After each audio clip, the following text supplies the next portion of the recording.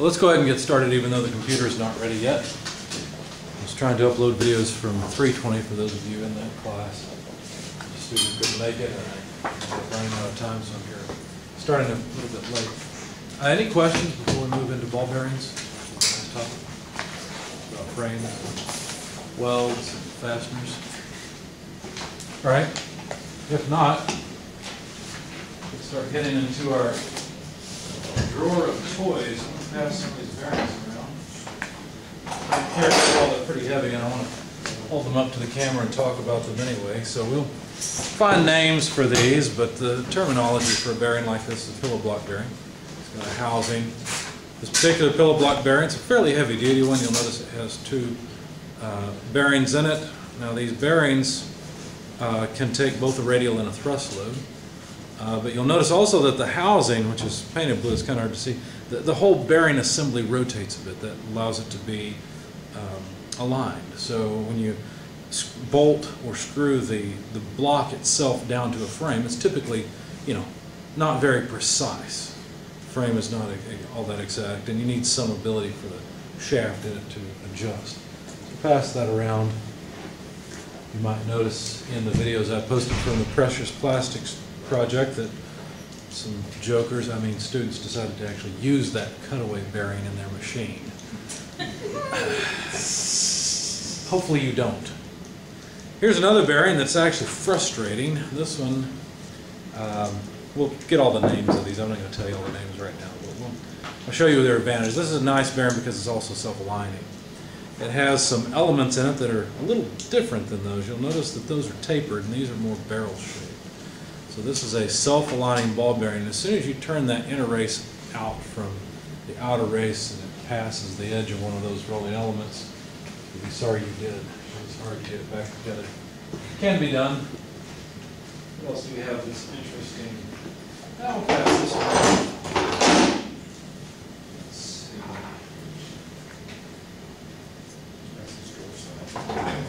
I'm surprised the drawer slides can hang over. Yeah. It's actually a decent amount of weight in this drawer. Big one and a small one. They're actually pretty much the same thing. Just one is for allowing misalignment. This is a classic ball bearing. And what you'll notice is that there's two pieces to it. Well, three really. There's this housing sort of piece, and then this piece that has a crowned outer raceway, so that it can mount and rotate, and therefore again provide shaft alignment. And I don't just mean rotate the inner race, rotating relative to the outer race. I mean the actual mounting of the bearing. That angle can change. Now this one's not in very good shape. There's a lot of play in this one. It's been heavily worn. This was probably on some per go-kart along the way, or something small like that. Pass that around. But again, that has sort of a housing that can be bolted to the machine frame, and then allows self-alignment of the bearing itself, the entire thing.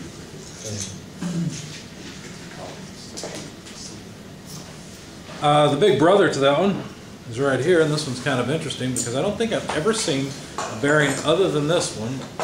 Well, for one thing, I don't usually work with bearings this big. These are huge. My design experience is in small stuff, not big stuff. So most of what I've designed for amateur is relatively light loads and relatively small machines. This is also a ball bearing like the one I just passed around, except there's no self-aligning feature on this. There is, however, a snap ring groove, and the biggest snap ring I think I've ever seen. I'm sure they make them bigger than that, but here it is. This is a lot like the bearing that we saw in the video. Remember when we watched the How It's Made video, where it has a cage, it has all the different components that would be that we saw in that video. So pass that one around. Anything else I really want to pass around? Yeah, probably. While the computer's thinking about starting, here's an interesting one.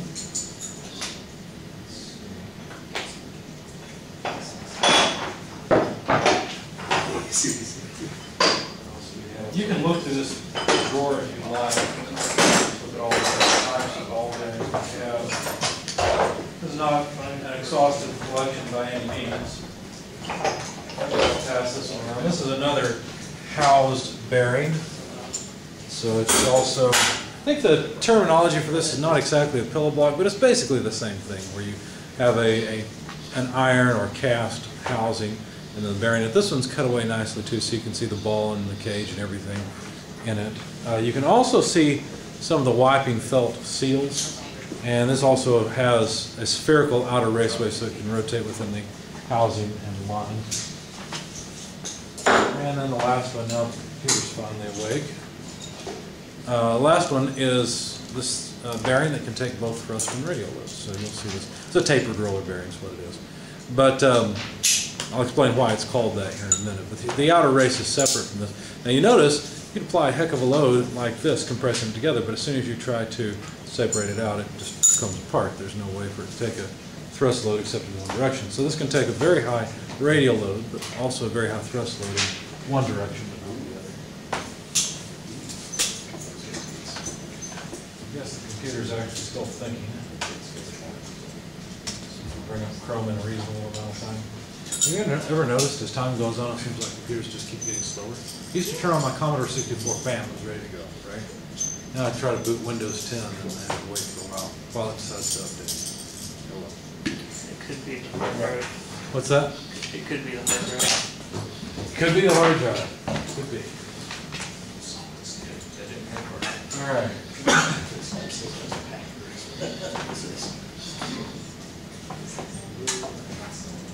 Log into Brightspace. I'll grab my next set of slides and then we will continue. I think I've got a demotivational poster for this one, if I remember right.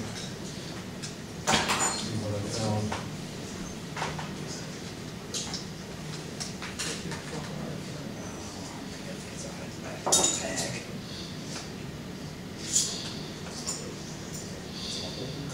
All right, so from your perspective, it looks like this.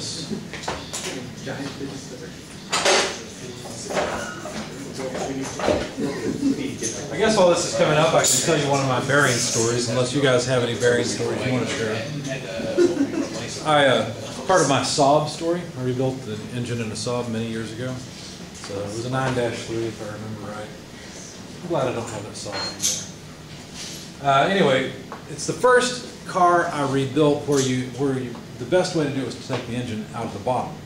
So I had a subframe under the front, and the best thing to do was just jack the car way up off the ground, support the subframe, loosen the bolts, and then lower the engine and transmission.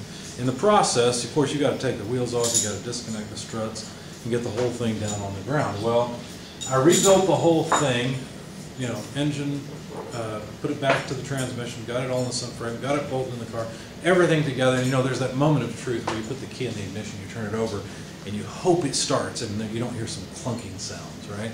Anyway, it started, ran beautifully. I thought, oh, thank God, it works, you know. I forgot to tighten the lug nuts on not the lug nuts, but the nuts, and I guess not lug nuts, but the axle nuts is what I was trying to do. Well, what ends up happening, it turns out the car can drive just fine if you don't tighten these things. However, there's a different type of bearing we probably won't see. It's called a split bearing. So the housing is actually split. And this was one of the hardest bearings I've ever had to work with. I can't remember exactly how it all went now, but basically you had to press the hub out of the inner raceway. And in doing that, I worked at Amateur when I rebuilt that engine and worked on that car. And I remember they had a hydraulic press in the back of the room, or back of the shop, and I thought, well, I'll use that press after work is done and everybody's gone home. That way it won't be in anybody's way. So I took my parts in after 5 o'clock or so and was pressing the bearings out, and the hydraulic press was having a hard time pressing it out. That's how hard these things were in there. It finally separated. It did succeed. When it did, it sounded like a shotgun went off. It was so loud. I was surprised there was that much interference fit, which is another thing we'll talk about that's actually really important in bearing. The fit is very important, but we'll talk about that later. Anyway, so I got these bearings out, put the new ones in, put it all back together, forgot to tighten down the axle nut, and it turns out, while it was snug, the axle nut's there to actually hold the two outer raceways together. And if you don't do that, they separate while you're driving, make some funny noises, and in about a week you need new bearings, which is exactly what happened. So that's my Saab story. I had to replace the bearings once. After I put them all back together, I had to replace the bearings. It wasn't the bearings that was the problem initially, it was the engine, until I got a hold of it, and then it was the bearings also. So anyway, there is a numbering system and so on. I'll show you that video later. But for right now, I just want to open up the.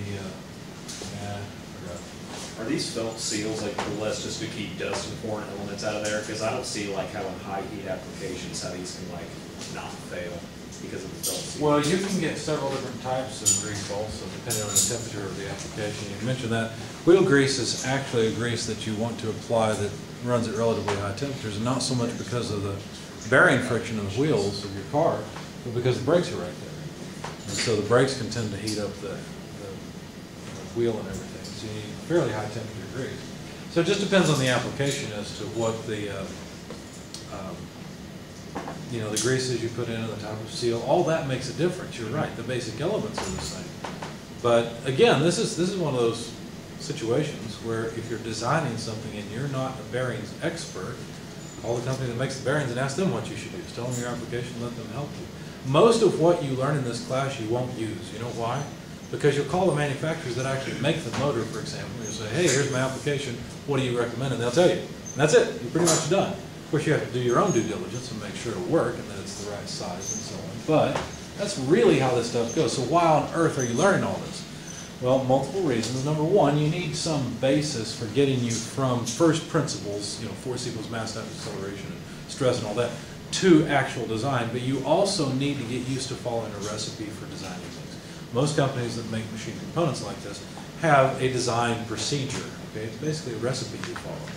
And you have to know what goes into that recipe to use it correctly and get the output. And one of the big, most important things that I hope you remember is that the radial load is something you need to know. You need to know how much radial load the bearing will experience, because that's the first thing that the company that makes the bearings is going to ask you. The other thing they're going to ask you is, how long do you want it to last? Well, you need to have thought of that.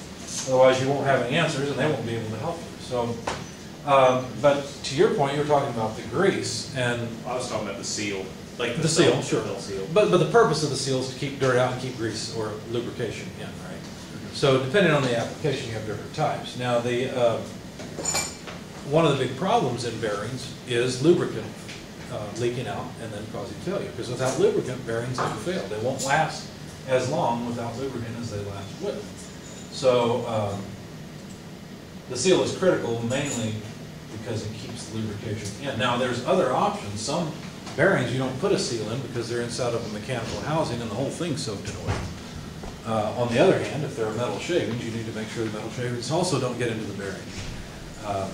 Now, we're not talking about bearings that are plain bearings, which are the type, if you've ever rebuilt an engine, you probably worked with plain bearings. I also have a plain bearing sob story associated with that same story. You can see why I'm glad the thing's gone. But anyway, oh, rats, I don't have a demotivational poster. I'll have to find one for the set of slides. Anyway, so we're just talking about rolling element bearings. Okay? And when you say bearing, that's what most people think of as a rolling element type bearing. And you can, well, I'm getting ahead of myself. So we know the terminology. You got the outer race, inner race, and the cage. This is what they were talking about, that they press on either side. And if you think about the purpose of the cage, really it's to keep the balls from just bunching up on one side. A lot of these bearings, if you remove the cage, you can get the balls all on one side. You can actually carefully turn the inner race out and disassemble the entire bearing. So the cage serves an important function in that it does help keep the balls in place so that the bearing is held together. Anyway, the width of the bearing is that dimension, the outer diameter, and then the bore. Those are all common pieces of terminology you'll need to deal with bearings. So the rolling element itself is the ball or the tapered piece or whatever it may be. So here's an exploded view of that same thing with the rolling element separate from the cage and the inner and outer race, so you can see all of it. And you can imagine the precision of these things are fairly high, depending on the application. But a common bearing dimensional tolerance is on the order of 1/10,000th of an inch. So if you're used to talking in thousandths of an inch, 0.001 inches, this is an order of magnitude more precise most times. Yeah. Do bearings have to have the inner race and the outer race being the same material in order to work? Good question. Bearing material is really, really important. Does the inner and outer material have to be the same to work? That's a good question, and I don't know the answer. I think they're made of the same material. I don't think they would have to be the same, but they do both have to be fairly hard. Right, because deflection and friction, if those things were different from one side to the other, then how much that would have to actual. That's a good question. I don't know the answer to it. I don't know. I'll readdress you, though, when we come to needle roller bearings, because that's something that's really important. A lot of beginning designers don't think about. So the different types of bearings. Now, most of the time, since the bearing is symmetrical, we'll just show half of it, right? If we were to imagine an axis down here, this would be revolved around the axis. We're just showing you half of it. So this is a simple single roll ball bearing. It's all in a single row. It is good for radial loads, but only very light thrust loads. So thrust load is a load where you're trying to push the inner race one way and the outer race the other way laterally. Okay? So radial loads are perpendicular to the axis of the bearing, and those are generally what bearings are made to support. Now, if you have a double row ball bearing, then you can take very heavy radial loads, but again, these grooves are not very deep, and they're not designed to take significant thrust loads. So even though there's a set side by side of the rolling elements, the thrust load still cannot be very large. Now, if you change the design and make what's called a self-aligning double row ball bearing, then these grooves are deeper, and there's a spherical shape on the surface of a much larger sphere of the outer race. And in this case, if you imagine, the inner race can rotate, and these balls can slide along this spherical shape. And that way the inner race can be at a slightly different angle than the outside. Now, these are not typically for extreme misalignments. You wouldn't want the outer race and inner race to be off by 30 degrees. Okay, that would be really bad. We're talking fractions of a degree here. Okay, maybe up to 1 degree. Well, here it is, about 4 degrees of misalignment. This is sort of a rule of thumb, it's average. So these are good for heavy radial loads, but also still only good for very light thrust loads. And now, we'll step back and go back to a single row. Instead of having the grooves just be the same depth on both sides, if you make the material of the inner race go up quite a bit on one side and the outer race go quite a bit farther down on the opposite side, now the ball can accept a load along this line. So there can be a significant horizontal or thrust component. These are called angular contact bearings.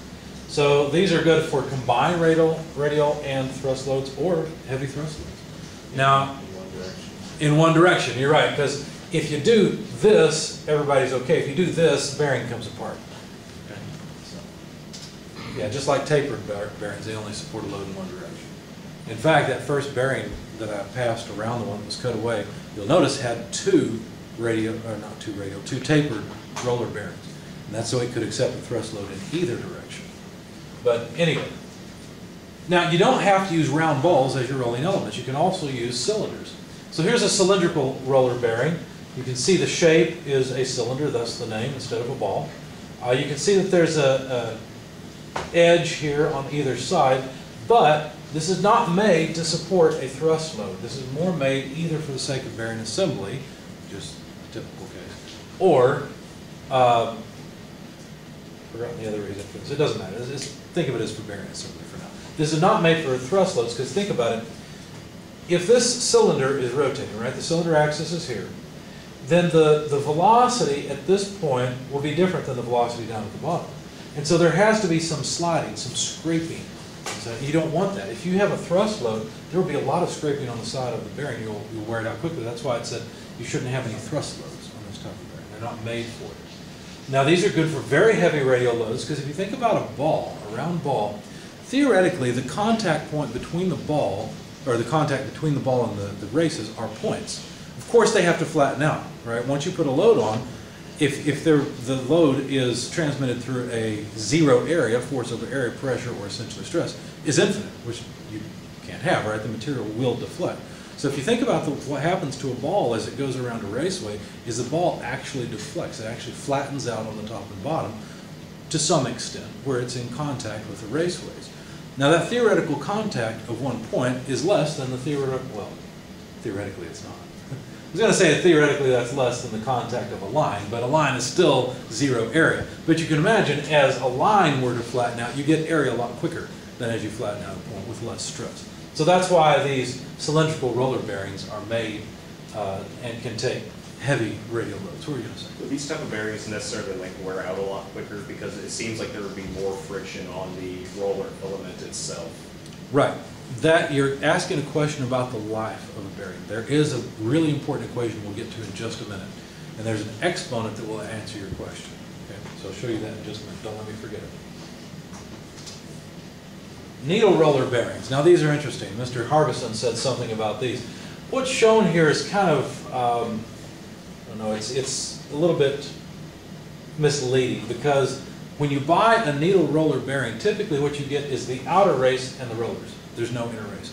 And so this is showing an inner race, but really, usually the way these are run, these are like cylindrical rollers, it's just the rollers are really thin, okay? And so what these are made to do is to ride on the surface of a shaft itself. Nobody said anything about that. You should say that's a horrible idea. Okay, that's what you should have said. Why is that a horrible idea? Well, the hardness of the raceways needs to be fairly high. So if you don't know what you're doing and you put a soft shaft in this, you know what will happen? The bearing will eat up the shaft in short order. So you have to have a shaft that's very precise in the first place so that it fits properly in the roller. It also needs to be fairly hard so that it lasts. You were talking about the hardness of the inner and outer raceways possibly being different. Here's a case where it's pretty easy to end up with a difference in the hardness of those two elements. So these are nice because they save space. They're great on heavy radial loads. Again, you can't take any thrust load with this for the same reason as you can't with a regular cylindrical roller. But these just fit in a small space, and that's what they're used for, is any time that you need a fairly compact. You see how, imagine that this is the shaft here. You can see that the bearing doesn't rise very far above the shaft. And then you've got significant area for taking the load. So you have a significant load. Tapered roller bearings. Now these are called tapered roller bearings not because of the angle, but because the rolling elements themselves are tapered. If you think about the amount of time required for this element to go all the way around the bearing, well, the front half and the back half have to get around in the same amount of time. But the front half has a smaller distance to go than the back half, therefore it has to go at a different speed. Now, the problem is each end has to rotate at the same angular speed, and therefore this side has to be smaller. That way it comes around the bearing the same time the back comes around the bearing. Otherwise, they would tend to twist in the bearing, which is obviously not good. So they're called tapered roller bearings because the element itself is not exactly a cylinder. It's like a cylinder in that there is line contact, but it is the element is tapered. Okay? So that's the name. So these are good for very heavy radial and heavy thrust loads. These are great bearings. If you have a classic car, a muscle car, and you take the front wheels off, obviously it's not going to be a front wheel drive, it's a classic muscle car, right? You're going to find these. You're going to find radial bearings like that 9 times out of 10, yeah. Did you say the angular velocity had to be the same or the angular momentum? The angular velocity has to be the same because it's all one element. It has to roll together, otherwise it's going to tear apart. That make sense? Yeah. And therefore the front part of it has to be a smaller diameter than the back part because the front part has to make the same number of revolutions in going around the bearing as the back part. So you can look at it as the angular speed or the number of rotations having to be the same. Does that make sense to everybody? Everybody understand that this is just half of the bearing. We've got an axis of the bearing here. It's all around. Yeah, it's a cross section, but it's not the whole cross section. Now these are also available in double row, and it's pretty common to see a double row put back to back like the one I passed around, because then you can support thrust loads not only in this direction but in the other direction. Now, of course, each, and as I said, when you take apart the front end of your car, if it's a rear-wheel drive car, you'll find 2 thrust bearings back to back like that at some point, usually on either side of the hub, which are separated by a significant distance. Spherical roller bearings. This is the one that I passed around and I said don't turn it, because if you do turn it out of alignment, it can be very difficult to get back. Oh, you guys listen, good job. Most of the time I watch as this one goes around the room, and it gets to a student and they go, like, you can see it on their face when they can't get it back together and they try and try. And the problem is you have to find which one it is that's sticking. And then what tends to happen is another element will stick. It's not too bad to get it back together. But this is a spherical roller bearing. Now what's interesting about this, since it can align, this part of the outer raceway is the surface of a sphere. If you think about it, what that means then is that the elements themselves cannot be straight cylinders. They have to have that spherical shape as well. And so if you turn this out and you look at it, you will notice that these are barrel shaped. They are not just simple straight cylinders. There we go. So these are good for moderate thrust loads, very heavy radial loads, and they are self-aligning. A friend of mine went to this museum and sent me some pictures, so I thought I would include it. I've not been there, I want to, but in South Bend, Indiana is the Studebaker Museum, and in the Studebaker Museum is this bearing. This is a bearing like the one I passed around. Spherical roller. It only weighs 2,960 pounds, that's all. About as much as your car, probably. Made by the Torrington Company in South Bend, Indiana. Now, Timken purchased Torrington from Ingersoll Rand in 2003, and this particular bearing or bearing type was used in steel mills, paper mills, large ships, mining, cranes, things like that. It was donated by the company and is on display there. But this, you can see from the concrete block, and concrete blocks are typically 8 inches by 16. So if we try to use this as a measuring stick, what's that? It's humongous. It is huge, yeah. So about 1, 2, 3, 4, 5, 6-ish, maybe 5.5, somewhere between 5 and 6. 8-inch segments. It's a good size. So anyway, thought you guys might like to see that one. Now, there are bearings that are made for taking pure thrust loads, or as we've seen, tapered roller bearings for taking a combination of radial and thrust loads. Here's an example of a ball bearing that is a thrust ball bearing. Now, if you look at it, this still has the same features. You have an inner and an outer race, but it's not really an inner and an outer, it's an upper and lower race. This is revolved around this way, a vertical axis, you see. And so this piece here is the cage that holds the balls in places relative to one another. And then you can imagine how you could put a significant heavy thrust load on this and it would still turn. Okay, so that's a thrust bearing, but you couldn't put any radial load on this type of bearing, it would just come apart. Here's a rolling element bearing, much like a tapered roller, that is made for taking primarily thrust loads. You'll notice the angle is a 45-degree angle, which is steeper than the typical tapered roller bearing angle. So there's pillow block housings that bearings can be put into. There's also flange bearings, and I don't remember the names of these very well. I just think of these as housed bearings. Okay? And if I need a bearing to mount on a machine surface this way and have its axis perpendicular to that surface, that's fine, I can get one. If I want it to mount to a surface that, you know, the axis goes through, I can get that too. So, like I said, I just think of these as housed bearings. House bearings meaning that the bearing is not removable from the rest of the structure? It is removable, but it's already in a housing where that housing can be mounted to the frame. Okay. And it's really common with these house bearings for the, instead of the bearings themselves to have some spherical nature, the outer raceway on the outside of the raceway is itself spherical, like the ones I passed around. So the whole bearing rotates within the housing. Okay, and I don't just mean rotates this way, I mean can be aligned with the housing so that you get some self-alignment built into it. Why this is a flange cartridge bearing and that's a flange bearing, I don't know. To me that is the cartridge, but my bearing terminology is not all that great. Fortunately yours doesn't have to be. All you really need to know is what kind of bearing is good for what applications, and you need to know how to size the bearing. Here are some bearings from Professor Dew's experience, some of the machines that he designed. It's interesting, we have a really nice mix in the MET faculty because my experience is in small stuff, robotics, and think printers and things like that, whereas Professor Dew's is in large scale shaking things that basically miniature earthquake machines, you may as well call them, right? I don't know if he's told you much about his experience, but and then, of course, Professor Cooley has a lot of experience in the food process industry, and that's a totally different thing than the nature of the things you do from day to day. And then Webster, of course, doing a lot of defense contracting and drawing and design has that strength. So I really am glad about the mix we have here. I think it's really good. But anyway, I use these slides from Professor Dew's because I don't have, cases where I've designed very large bearings. But that's what these are. There's a couple of bearings here for those shafts. And here's a bearing. Again, Professor Dew's found this one. He was at, I asked him once where it came from. There was some type of traveling, you know, rides thing. Yeah, kind of like a carny, but this was actually something where you would go to like a church or something, they would have them come in. Well, I don't think I would want to ride this one. That poor pillow block bearing has seen better days. I mean, I know they're made to tolerate some level of misalignment, but that's ridiculous. Not only that, but obviously this thing has been rigged together. Now, I'll actually probably bring this picture up